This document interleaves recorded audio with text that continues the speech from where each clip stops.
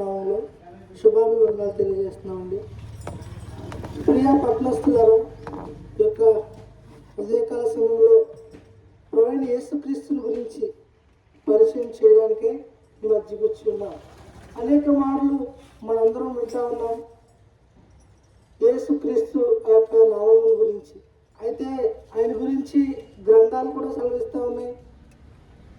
మన యొక్క వాస్తవ జీవితంలో క్రీస్తు పూర్వము, క్రీస్తు శతాబ్దం అని సాధారణంగానే చెప్పవచ్చు. అయితే ఆ యొక్క క్రీస్తు పరిశుద్ధమైన బైబిల్ గ్రంథంలో ఆయన గురించి ఈ రీతిగా వ్రాయబడుతూ ఉంది. అదేమిటంటే, ప్రయాసపడి భారం మోసుకుంటున్న సమస్త జనులారా నా యొద్దకు రండి, నేను మీకు విశ్రాంతిని కలుగజేయను. అలాగే ఇంకో వాక్యం కూడా సెలవిస్తూ ఉంది పరిశుద్ధమైన బైబిల్ గ్రంథంలో, దేవుడు లోకమును ఎంతో ప్రేమించను కాగా తన అద్వితీయ కుమారుడుగా పుట్టిన వాని యందు ఆయన విశ్వాసం ఉంచిన ప్రతి వాడును నశింపక నిత్య జీవం పొందినను. అయితే సాధారణంగా చెప్పొచ్చు, ఈ యొక్క ప్రపంచంలో ప్రతి మానవుడు కూడా ప్రయాసపడుతూ ఉంటాడు. ప్రతి వ్యక్తి కూడా ఏదో పని చేసుకుంటూనే ఉంటాడు. సాధారణంగానే చెప్పొచ్చు, ఏ వ్యక్తి కూడా ఖాళీగా ఉన్నాడు. పరిశుద్ధ బైబిల్ గ్రంథం సెలవిస్తూ ఉంది, ప్రయాసపడి భారం మోసున్న సమస్త జనులారా నా యొద్దకు రండి, నేను మీకు విశ్రాంతిని అనుగ్రహిస్తాను. అయితే పనిచేసిన ప్రతి వారు అలసిపోయి నిద్రపోతారు. కానీ అనేకులకైతే మెట్టుకు ఒకనొక జీవితంలో నాకు కూడా ఎంత ప్రయాసపడినప్పటికీ ఏదో వెళితే మనశ్శాంతి లేకపోవడం. అయితే దీనికి కారణం ఏంటని ఆసుపత్రులకు వెళ్ళాము, ఎంతోమందిని కలిశాను. అయితే ఇవన్నీ కాదు, కానీ పరిశుద్ధమైన బైబిల్ గ్రంథంలో మాట్లాడబడినటువంటి మాట, ప్రయాసపడి భారం మోస్తున్నావా నా యొద్దకు రా, నీకు విశ్రాంతి కలుగుతుంది. దీనికి అధికారం ఏ రీతిగా ఇవ్వబడిందని చూసుకుంటే, దేవుడు ఎంతో ప్రేమించాడు ఎవరిని, ఈ లోకాన్ని. ఈ లోకంలో ఉన్నటువంటి నన్ను కూడా దేవుడు ఎంతగానో ప్రేమించి ప్రభువైన యేసుక్రీస్తుని అనుగ్రహించాడు. అనుగ్రహించడమే కాదు, మన యొక్క పాపం పోవాలంటే, మన యొక్క శాపం పోవాలంటే బలి అర్పించాలి. ఆ విషయం అందరికీ తెలిసినదే.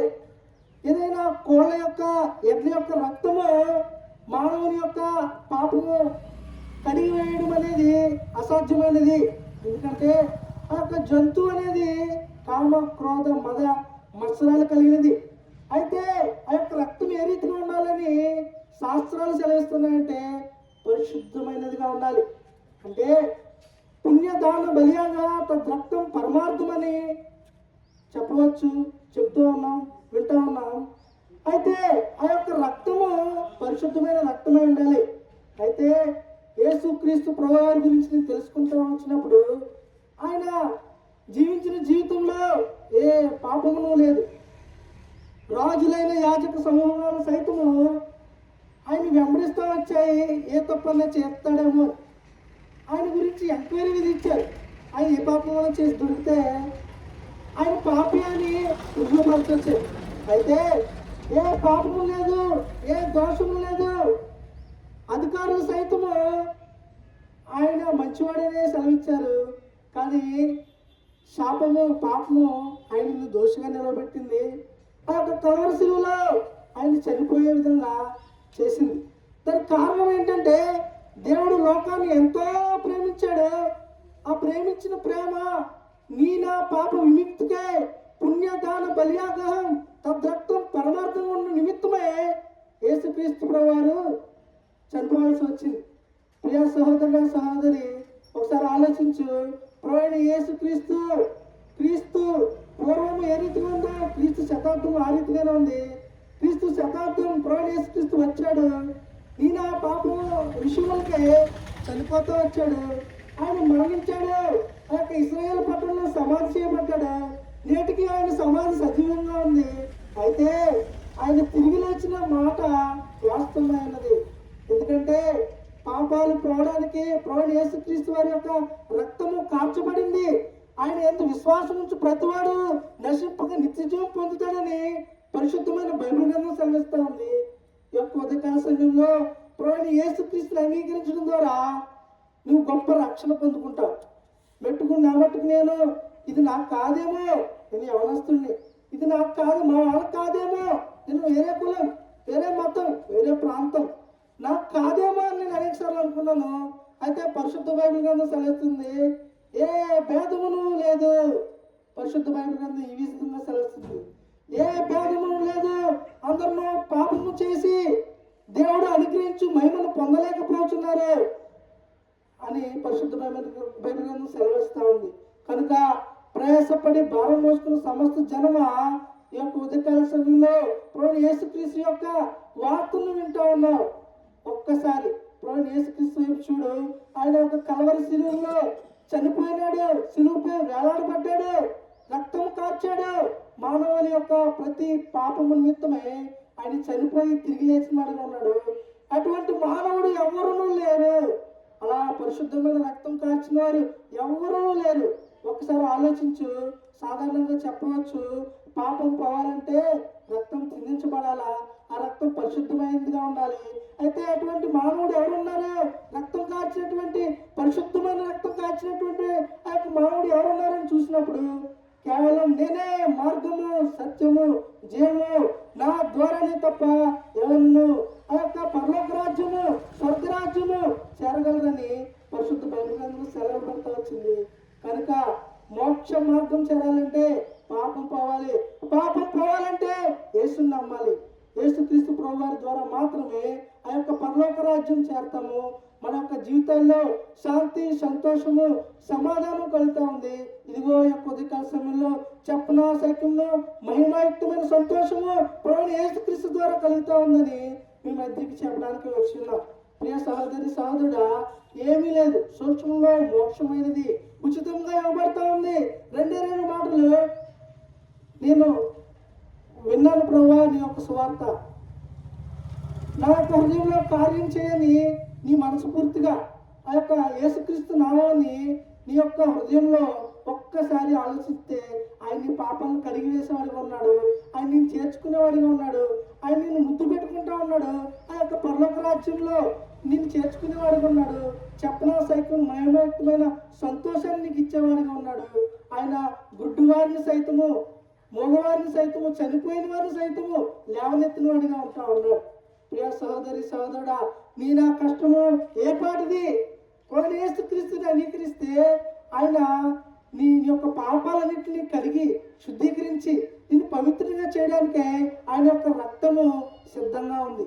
కనుక ఈ ఉదయకాల సమయంలో ప్రభువైన యేసుక్రీస్తుని అంగీకరించు, నీవును నీ ఇంటి వారిను గొప్ప రక్షణ పొందుకుంటారు.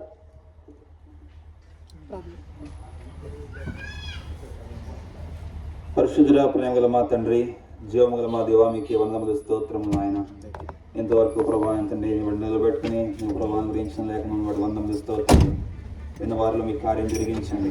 యేసే దేవుడని, యేసునామములోని పాప క్షమాపణ, రక్షణ, మోక్ష మార్గమునని వారు గ్రహించి నేను ఎరిగినట్లుగా వారి హృదయాల్లో మీ కార్యం జరిగించమని మరి మా గణత ప్రభావం నీకు ఆరోపించుకుంటూ ముందుగా సహాయపడుతున్నాం ప్రార్థిస్తున్నాం. యేసునామములో స్తుతించి ప్రార్థించడం వేడుకొంచున్నాం తండ్రి. ఆమేన్. దేవాది దేవుడు యేసయ్యా మానవ జన్మతో వచ్చాడయ్యా. దేవాది దేవుడు యేసయ్యా మానవ జన్మతో వచ్చాడయ్యా. మరణించాడు, మరి లేచాడు,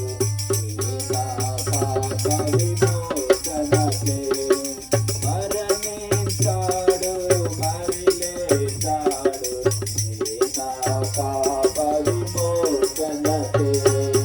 ఎవరు తెలుసాయే సయ్యా, చెబుతా నేడు విన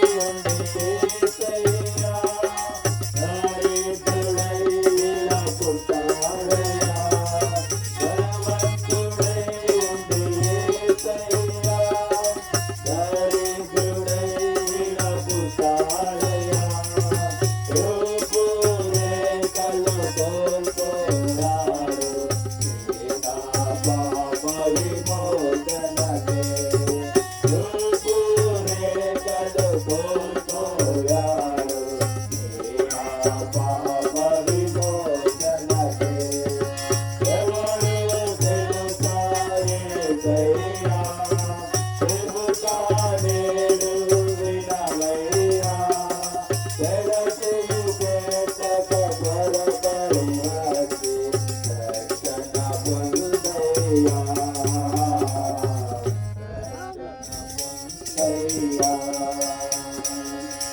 యేసే దేవుడు ఎరుగవయ్యా, నాగుల రాజుగా వస్తాడయ్యా.